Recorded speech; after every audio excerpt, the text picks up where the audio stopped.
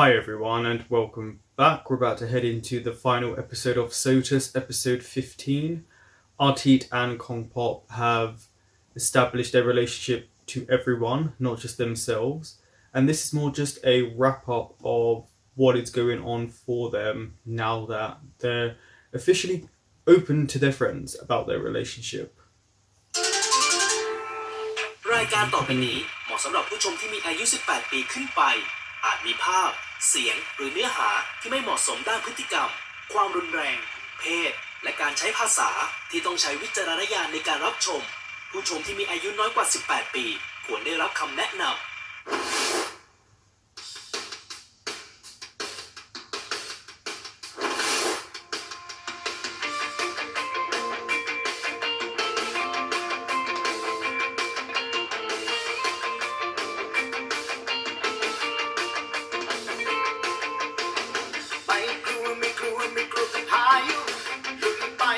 That's it, the last time you'll hear this, for now.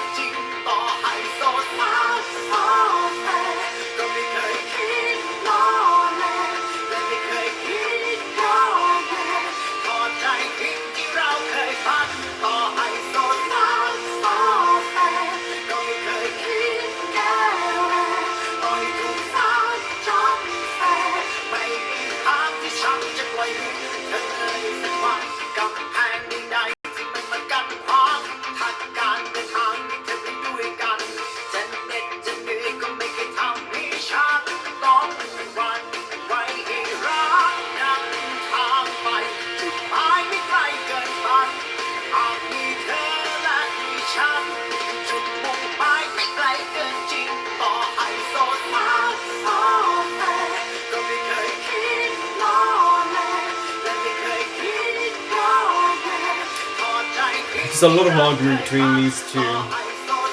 Underutilized these characters.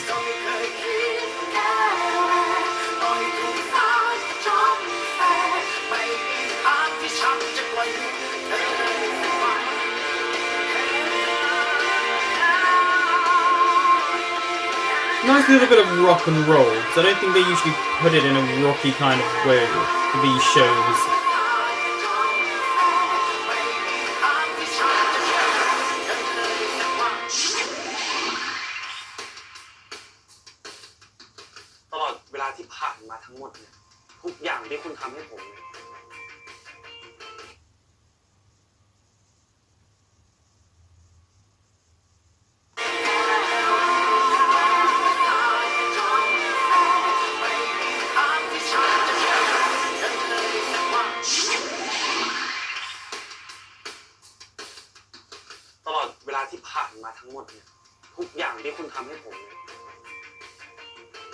I will say this about Singto.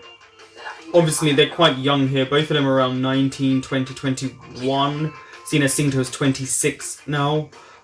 But he definitely looks much older and he looks more his age. I've just seen recent interviews. I think it's because Singto has actually gotten slim but very muscular. He seems to really work out. I don't know, he just seems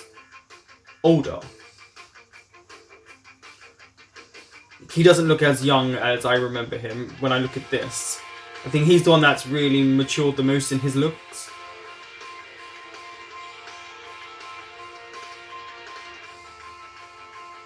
Yeah, so this is just hashing out all the past heartache.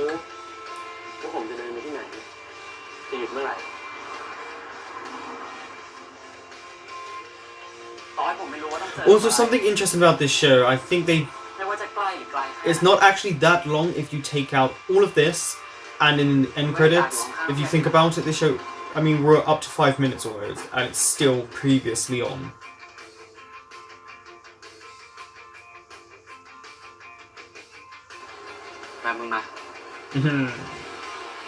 Give me your heart.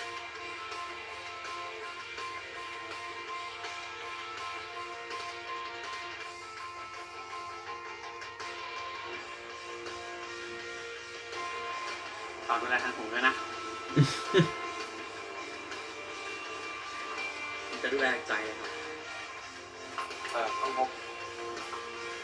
คือมันสั่งบ้างไหมครับคือผมมีของที่อยากได้อยู่แล้วแบบนี้เรียกว่าชวนเด็ก See, this episode he doesn't say it, but in the next episode he did. So มาดูหนังเหรอใช่ต้องมาดูหนังกับเพื่อนอ่ะแล้วต้องมาดูหนังเหรอมาดูเรื่องนี้ เฮ้ยเรื่องเดียวกันเลยอ่ะไม่คิดถึงอนาคตที่มองไม่เห็นนอกคนที่อยู่ข้างหน้าตรงนี้นะ there seems to be encompassing quite a lot of the episodes. อาการที่มึงหงุดหงิดเวลาที่มึงเห็นคนอื่นอยู่กับเขามันไม่ใช่อาการอิจฉานะเว้ยแต่ศัพท์เทคนิคอะเขาเรียกว่าหึงว่ะเพื่อน Oh yeah, he was jealous.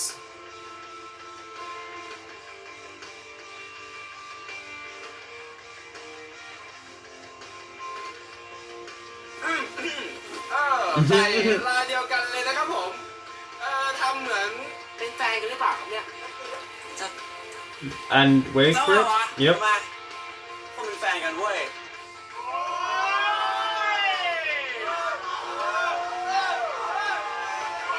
มีทรงที่รู้สึกพิเศษมากกว่าคนอื่น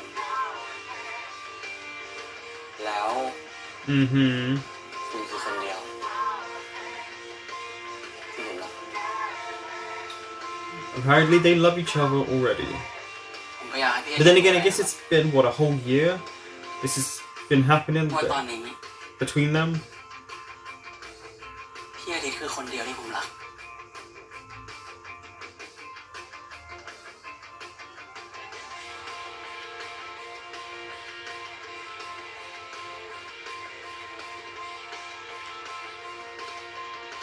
Kissy kiss here.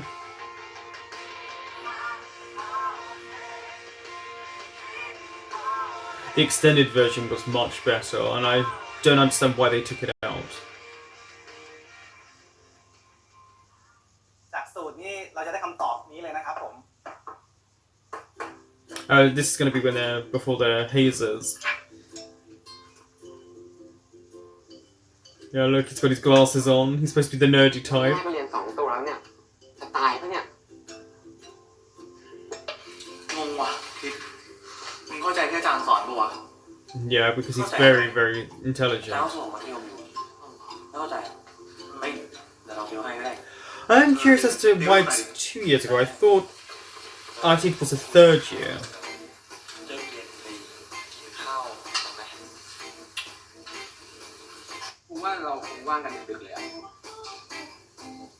เดี๋ยวก็เริ่มเรียนแล้วครับเอ้านี่พวกมึงไม่รู้เรื่องกิจกรรมห้องเชียร์มาก่อนเลยอ่ะหลังจากเราเลิกเรียนคาบสุดท้ายแล้วอ่ะพี่เขาจะมายืนอยู่หน้าห้องแล้วก็พาพวกเราไปวาร์ป I like how they've styled their hair to make them seem so much younger. ทรมานเว้ยจนกว่าพี่เขาจะพอใจขนาดนั้นเลยเหรอวะแหมไบร์ทเราว่า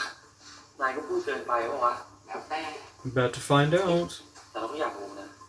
ในการเข้าห้องประชุมเชียร์ระบบโซตัสอะไรเงี้ยจะเป็นยังไงว่าปะแล้วเขาจะทำไปทำไมขอดูแล้วกัน สำหรับวันนี้พอแค่นี้ก่อนครับ แล้วอย่าลืมกลับไปทบทวนบทเรียนที่อาจารย์สอน They weren't นะครับ listening. อ๋อ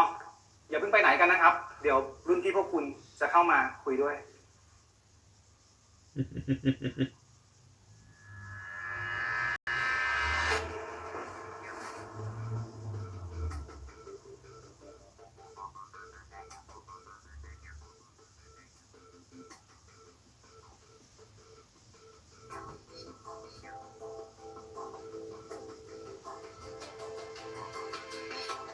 I like that they are shown intimidation.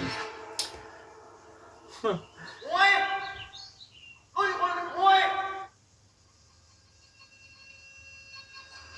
I wouldn't talk. ชื่อพี่ตั้มฉายาไอเฮียตีโคตรโหดกูได้ยินมาว่าเขาเป็นแห่งวัดปีศาจแล้วเขาก็โคตรจะปวดตีวนประสาทขั้นสุด And yet you guys get on with well, Auntie gets on with him well now. เป็นเหมือนพวกคุณมาก่อนเมื่อวานเพื่อนผมบอกมาว่ามีคนเดินสวนเพื่อนผมแล้วไม่ยกมือไหว้พวกคุณยังไม่เห็นหัวว่าพวกผมเป็นรุ่นพี่คุณอีกใช่ไหม It's fun. They repeat history. It just is a repetition. All of these hazers. คุณทำอะไรลุกขึ้นคุณนั่นแหละ And you had a girl called Pop. คุณชื่ออะไร ผมชื่ออาทิตย์รหัส0206ครับ คุณทำอะไร คือยุงมันกัดนะครับ ยุงมาหาไล่ผม คุณไม่มีสิทธิ์ยุ่ง Okay.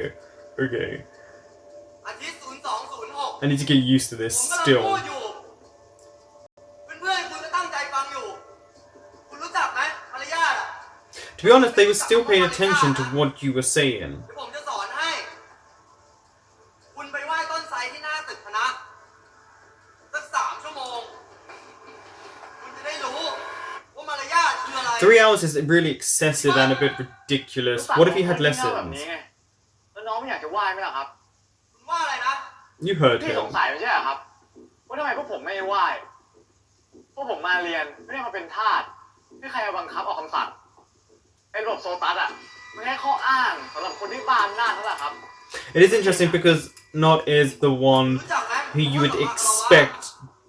to challenge the system because he's so peaceful and calm. ผมเป็น And พี่ คุณเป็นน้อง ที่คุณบอกอยากมาเรียน I just feel like he would be the one to find it a bit ridiculous. His personality. ไม่เอาสังคม อยากจะบินเดี่ยว คิดว่าจะไปรอดเหรอ มันก็เรื่องของผมพี่เกี่ยวอะไรด้วยอะครับ เดี่ยวสิวะ No, it really doesn't, but นี่ okay. มีกฎของมัน ถ้ารับไม่ได้ก็ออกไปซะ ไปแน่ ไปอ้อยว่ะ เอ้า ไม่ไปแล้วเหรอ อยากจะบินเดี่ยวไม่ได้เหรอ ออกไปดิ Technically, you did insult him, that's when he stopped. ม้าตายแล้ว เฮ้ยใครเรียนอยู่วะ Also, the size of Not, you could tell if the actor in real life was to hit you, that would hurt. ให้กูทำไงวะ ไม่เป็นไรหรอกผมบอกมึงอยากเรียนที่นี่ไงคำอยากเรียนที่นี่ก็อย่ามีเรื่อง อยู่เรียนกับพวกกูเป็นนานๆเข้าใจปะ And he would get in trouble by the way they film this.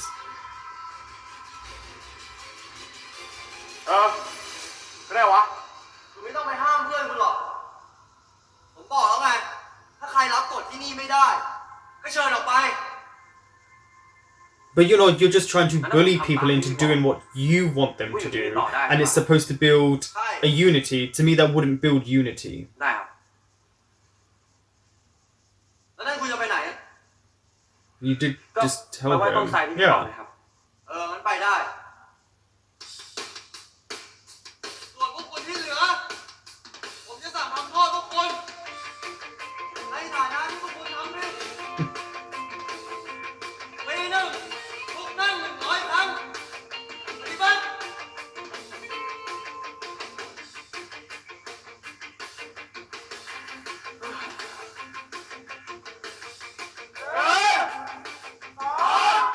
They can never be in unison when they do this, the extras.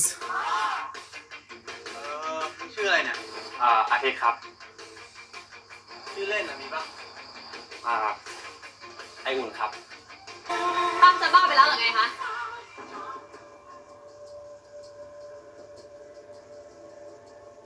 ถ้าวันนี้คุมน้องกันไม่อยู่ มันจะเกิดอะไรขึ้น She is right. รู้ไหมว่าไอ้พวกที่โดนอ่ะ มันคือพวกรุ่นพี่ ไม่ใช่รุ่นน้อง ถ้ามันเกิดอะไรขึ้นอีก เราจะไปบอกอธิการบดี โอ้ยฝน And yet they get married. หน้าตาก็ดี ขี้บ่นแบบเนี้ย ใครจะอยากได้เป็นเมีย That was a bit gross of ก็ him. ตากวนกันอย่างนี้ไง That was really No, misogynistic, no, no, no. actually. คิดว่าภูมิใจกันนักเหรอ มันยกมือไหว้ก็เพราะว่าแค่กลัวการถูกลงโทษ Yeah, but they still do it. I don't think he cares about respect. การไหว้อะมันเป็นการแสดงออกที่ดีงาม เราสอนให้น้องรู้จักความอ่อนน้อม เวลาไป But you're not teaching them to be พี่ modest จะได้เห็นว่าเฮ้ย if นี่น้อง you เรา treat นะ them and scream and yell at them. That's not creating modesty. That's creating จะได้ช่วยเหลือกันได้ discord. ถือเป็นการสร้างความสัมพันธ์ที่ดี ระหว่างรุ่นพี่ This กับ is the รุ่น thing, น้ they อง have good explanations of why they want to do stuff, it's just, it doesn't make sense with how they treat them. ทั้งที่การไหว้มันง่ายมากเลยนะเว้ยฝน มันไม่ต้องทำอะไรมากมาย แต่ประโยชน์ของมันน่ะมหาศาล แล้วแบบเนี้ยจะต่อต้านเพื่ออะไร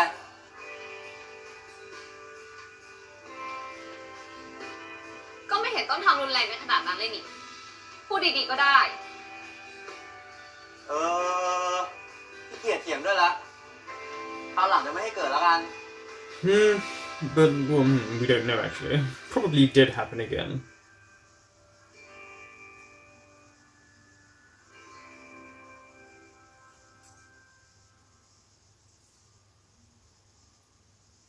เฮ้ย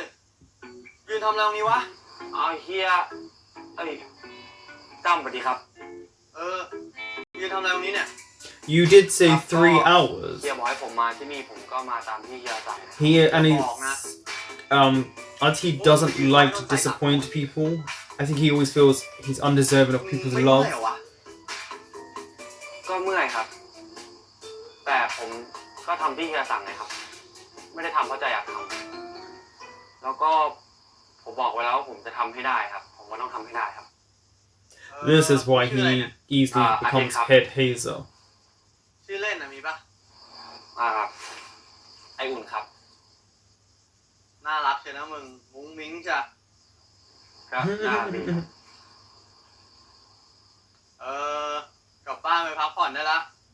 พรุ่งนี้มีเรียนนี่ Yeah. แล้วก็อีกอย่างเรียกกูเฮียก็ได้ กูไม่ว่าหรอก I mean, they're friends now, and they get on pretty well. ครับสายรหัส 0206 จะได้เฮดวาอีกคนละ You were correct. ต้องเป็นเฮดวาที่ดีแน่ๆไออุ่น ไปยืนบ่นอะไรคนเดียวตรงนี้เนี่ย เฮ้ยตกใจหมด ฮะกลับบ้าน I guess that was the start of their relationship. นี่ก็กวนใช่เล่นเหมือนกันนะครับเนี่ยก็พี่ต้อมมุกกวนก่อนนี่หว่า สมัยพี่ต้อมนี่เขาโหดกว่าพวกผมมากเลยนะครับ ก็ใช่อ่ะ รุ่นคุณเบาลงเยอะแล้วนะ แล้วถ้าพี่อาทิตย์จะสั่งทำโทษผมตอนเนี้ยพี่อาทิตย์จะสั่งผมทำอะไรเหรอครับ Kongpok is so horny all the time. ใครจะมาสั่งทำโทษมั่วซั่ววะ He doesn't ลอง mind. เอาเป็นสั่งให้ผมตะโกนบอกชอบพี่อาทิตย์ดังๆ3 ครั้ง ดีไหมครับ บ้าตลก ก็พี่อาทิตย์เคยสั่งอย่างนี้ นี่ก็ผมคุณอยากเป็นพี่วางจริง I think he would be a good hazer. Even though he's soft, he does have a stern side. ผมชอบแก่นข้างในที่ซ่อนอยู่ของระบบโซตัสนะครับ แต่ส่วนวิธีการนั้นคงต้องเปลี่ยนไปตามยุคสมัยครับ ผมเชื่อนะ Which is funny, seeing as in real life, Xingto was the head hazer เหมือนพี่อาทิตย์ to ใช่ไหมครับ Christ. แน่นอนชิ้นสุดท้ายให้ Nah. See, he's sharing his things with you. ชิ้นสุดท้ายแบบเนี้ยก็หมายความว่าแฟนผมก็ต้อง อย่าพูดเยอะเราอ่ะ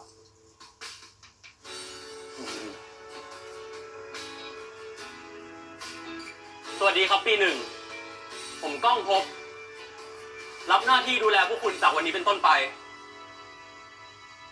ผมมีหน้าที่ในฐานะเฮดวาก็จริงครับ But แต่ผมก็มีหน้าที่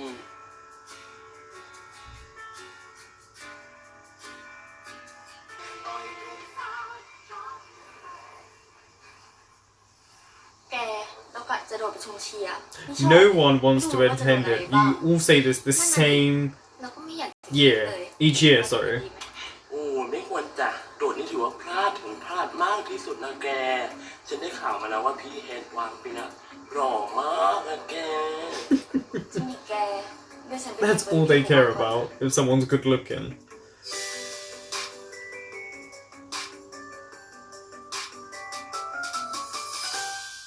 It is interesting because a lot of these people were actually the extras from when they did their year.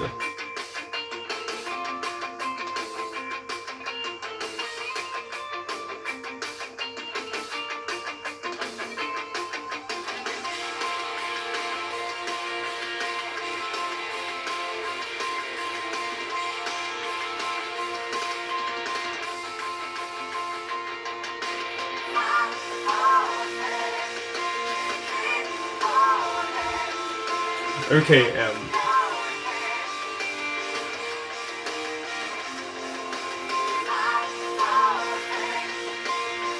he really has, this guy here, really, just within a span of this show, he's went through a really nice growth spurt. It really grew into his ดูแล looks. พวกคุณจากวันนี้เป็นต้นไป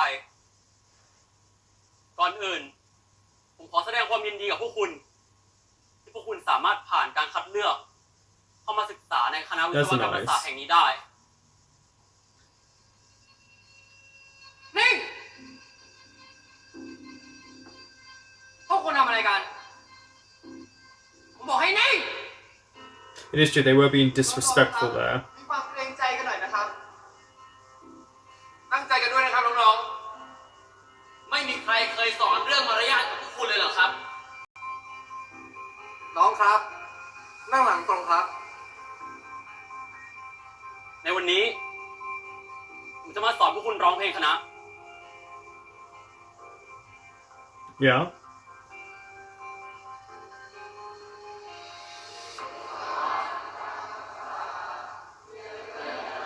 No. Put some passion into it. Put some gumption. If you're gonna do it,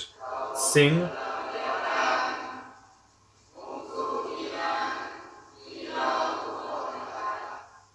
ไม่ผ่านครับ That was terrible. ผมจะไม่โทษพวกคุณหรอกครับ Do it บาง again. ที การให้พวกคุณร้องพร้อมกัน อาจจะไม่เหมาะสักเท่าไหร่ ถ้าอย่างนั้นผมมีวิธีหนึ่งที่จะเสนอ ผมจะทดสอบพวกคุณทีละคน This is a smarter thing to do because this kind of ผมหวังว่าวิธี will make you way more nervous to sing by yourself. เริ่มจากคุณ เชิญ ผมณัฐวุฒิรหัส0088ครับ เชิญครับ วิศวกรรมศาสตร์เปรียบเหมือนดั่งเรือลำ Poor guy. คอยคิดคะนึงเราลงสู่ลำเดียว ไม่ผ่านครับ เสียงเบาเกินไป ที่ข้างหลังคุณยังไม่ได้ยินเลยครับ So this is a smart way to kind of make you feel bad. วิศวกรรมศาสตร์ By making you sing by yourself, it's a lot more nerve-wracking. You're more likely to sing softer. ไม่ผ่านครับ คุณเล่นจังหวะ See? ร้องใหม่อีกครั้งครับ He has the art of subtle manipulation down very well. คอยคิดคะนึงเราลงเรือลำเดียวกันมุ่งสู่ที่นั้นที่เราทุกคนใฝ่ฝัน เพี้ยนครับ But what if he can't sing? ร้องใหม่ครับ วิศวกรรมศาสตร์เปรียบเหมือนดั่งเรือลำหนึ่งคอยคิดคะนึงเราลงเรือลำเดียวกันมุ่งสู่ที่นั้นที่เราทุกคนใฝ่ฝันไม่กลับหลังหันฝันนั้นต้องกลายเป็นจริงพวกเรานั้นเป็นฝันเฟืองรวมแรงไม่มัวประวิงไม่เคยทอดทิ้งหน้าที่ที่ They're all just looking in, I don't know, a bit weird. With sadness, fear. พวกเรารวมใจและไม่ย่อท้อศรัทธาวิศวะชื่อนี้ต้องก้าวไปวิศวะแม้คืนลมท้องใสต้องฝ่าไปวิศวะ Oh, now he's loud. ทุกไม้ม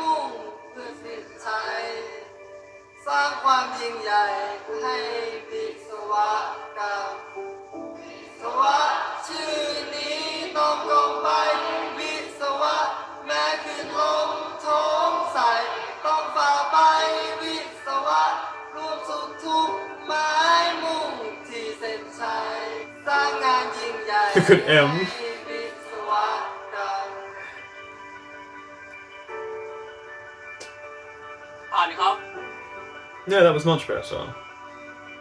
เดินนั่งครับ See, you guys can work in unison already. ผมขอจบการประชุมเชียร์ในวันนี้ แต่เพียงเท่านี้ครับ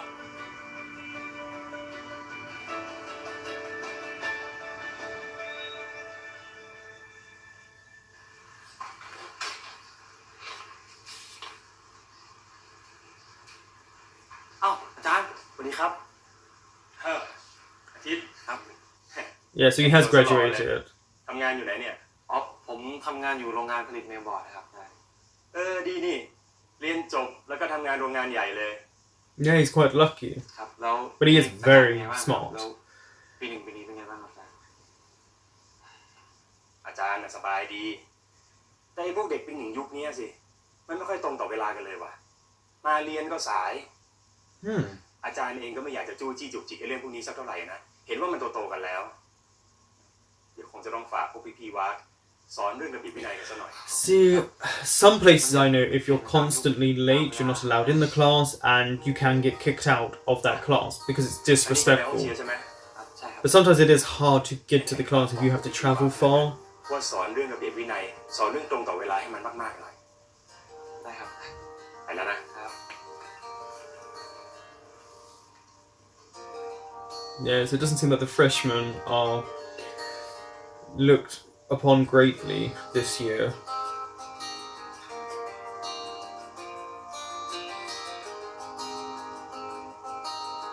Are you looking for your... Yeah, there is your boyfriend.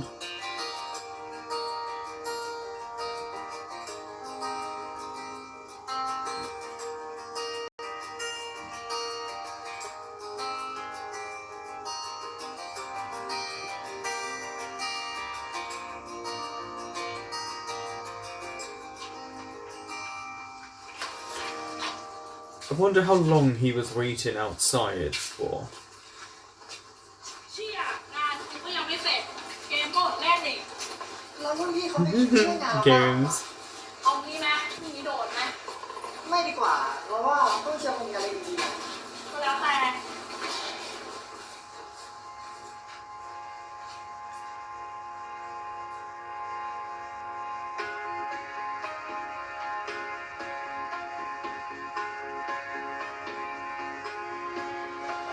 ไอ้ก้อนไปเอาไว้ยุ่งหมดเลย เดี๋ยวกูตามไป ได้ไอ้เพื่อน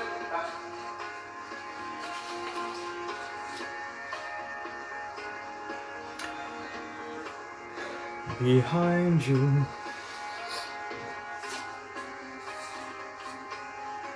เป็นไงเหนื่อยไหม พี่อาทิตย์จะมาทำไมไม่บอกผมอะครับ Maybe he wanted to surprise you. ผมแค่มาเอาใบทานสคริปต์อะเดี๋ยวกลับแล้วเดี๋ยวมีคุยเรื่องน้องต่อใช่ปะ Mm-hmm. งั้นคุณไปคุยก่อนก็ได้เดี๋ยวผมกลับก่อน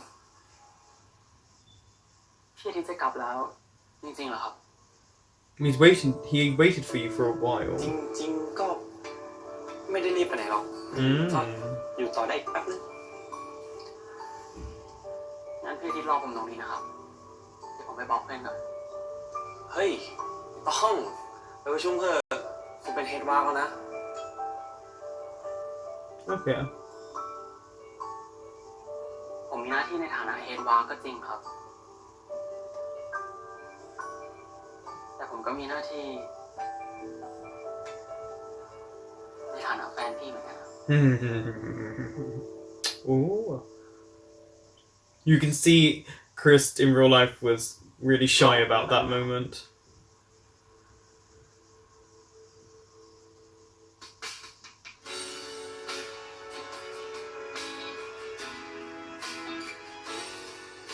กลับดีๆนะครับ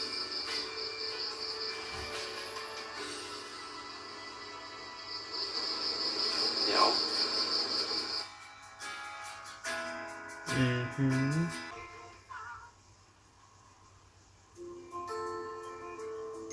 There you go, he's out of the meeting. ขอโทษนะครับ พี่อาทิตย์รอนานไหมครับ He doesn't mind. ไม่หิวหรอกว่าแต่คุณกินอะไรบ้างเนี่ยมันผอมลงไหมนะ Does he? พี่ได้เป็นห่วงผมนะครับยังจะมาเปลี่ยนเรื่องอีกนะ สุดกินอะไร ไข่เจียวหมูสับครับ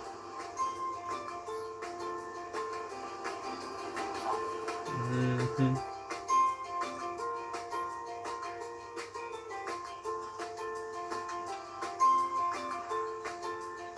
See, they don't really change. They like what they like. กล้องพบทำไมตอนเข้าเชียร์ผมเห็นน้องบางคนใส่เสื้อไม่เหมือนกันนะอ๋อ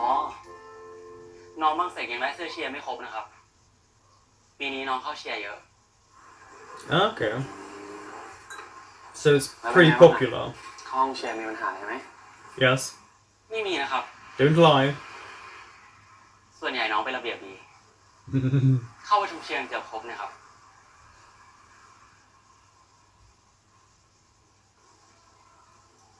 It's a good thing this doesn't go on their record that they didn't attend the gathering. อาจารย์ฝากผมมาบอกให้คุณกำชับน้องเรื่องการตรงต่อเวลา ได้ครับ เดี๋ยวผมสอนให้ ดีเนาะปีคุณอ่ะ ผมนึกว่าจะมีแสบๆแบบรุ่นคุณสิ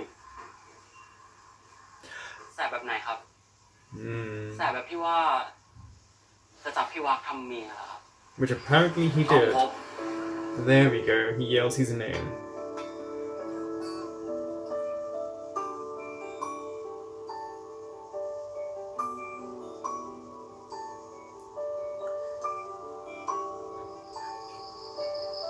แล้วพี่ทำไงครับ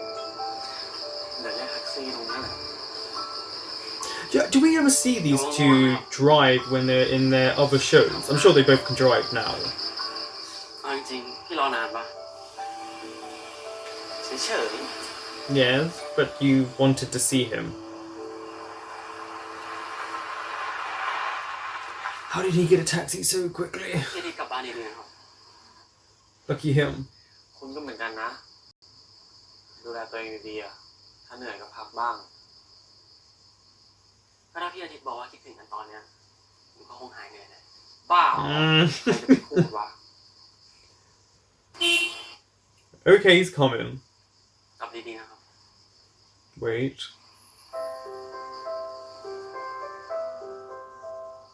เดี๋ยว คิดถึงนะกล้อง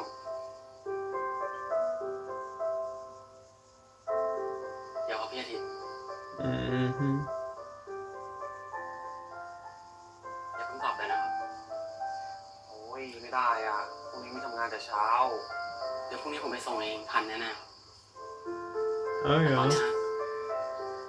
จะไปต่อนะครับ He wants to have sex. Yeah, you are making a taxi wait, and it costs money.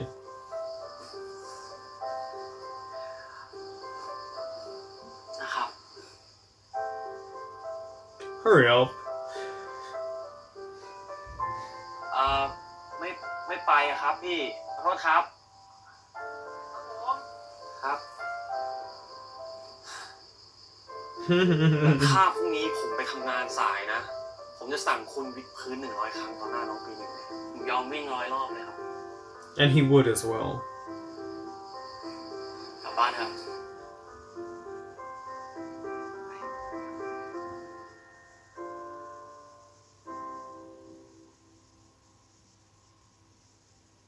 I forgot this was at the end. I was waiting for this little clip.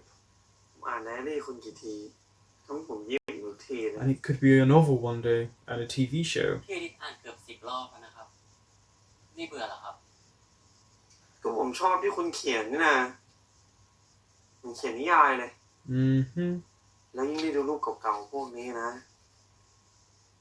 น้องผมรู้สึกคิดถึงเพื่อนอะ It's supposed to be a nice little walk back down memory lane. มีเสียงแค่นี้หรือไง ผมขอดังกว่านี้ คำตะโกนถามขึ้นอย่างดุดัน เหมือนผู้คุมตวาดคนคุก โอ้โห พี่อาทิตย์ไม่ต้องอ่านออกเสียงก็ได้ครับอาย น่ารักเดียว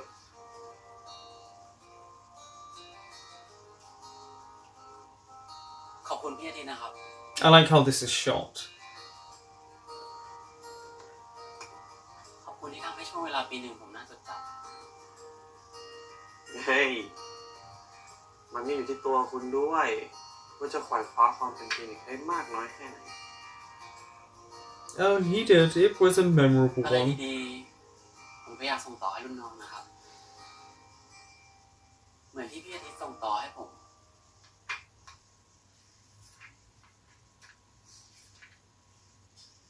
ไม่แปลกใจเลยทำไมรุ่นน้องถึงชื่นชมคุณ It's because he's got charm.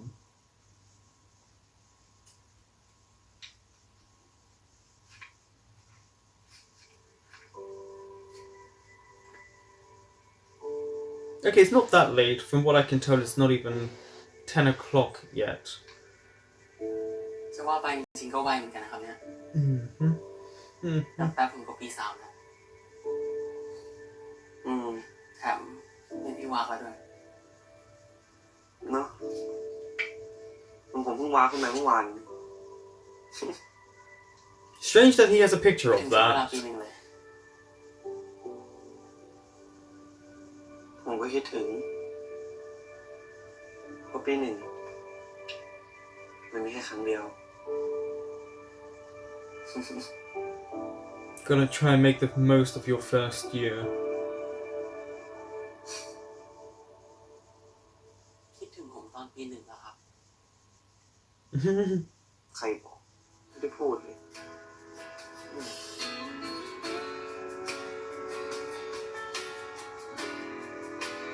And here we go. Here's the trip down memory lane.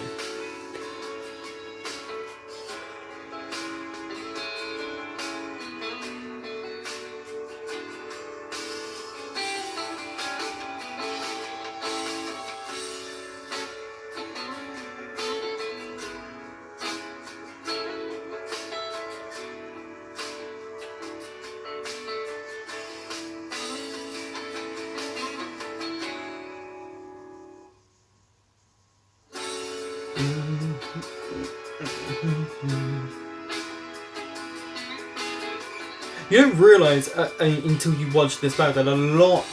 went on between them. And this makes it seem like a lot of sadness when in fact it wasn't really like that. There's only, what, a few episodes?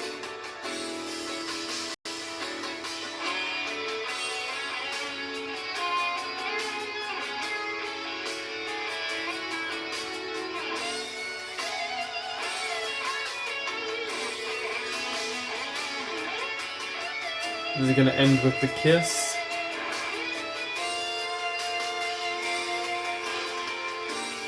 Yep.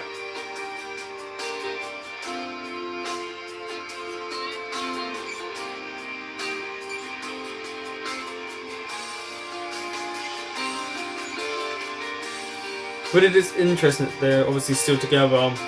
what, 2 years later? So that's actually a long relationship now.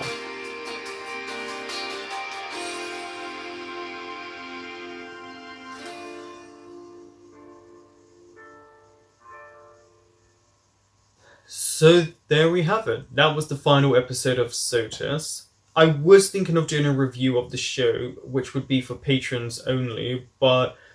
I guess maybe not. I don't know. So let's think about the last episode. It was just more a look down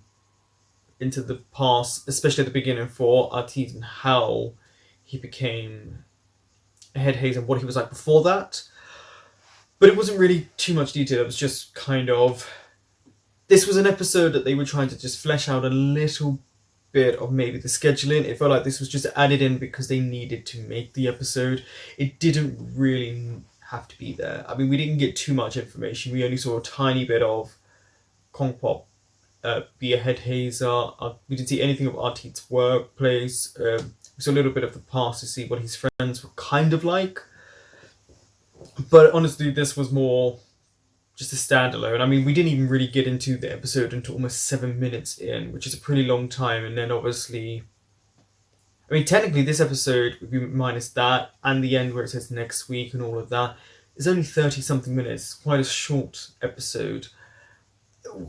Not much happened. We just saw that Artita and Kong Pop are still together and still very much in love, and Kong Pop still makes Artita blush. But it was a sweet way to end. I think this show, when it ended, I remember reading the comments online and a lot of people were sad. I think this was the BL that really got a lot of people interested. And not just because of the looks of the actors, but more to do with the actual story. Because for young people, I think when you are at that age and in that stage of your life, you can relate to the story a little bit. And not just at the university level, just when you're young and that kind of love and relationship type wave, it feels young. Thank you for watching. That was SOTUS episode 15, and I will probably take a little break and then come straight back with SOTUS S. So I hope you join me for that, and I hope you enjoyed SOTUS with me.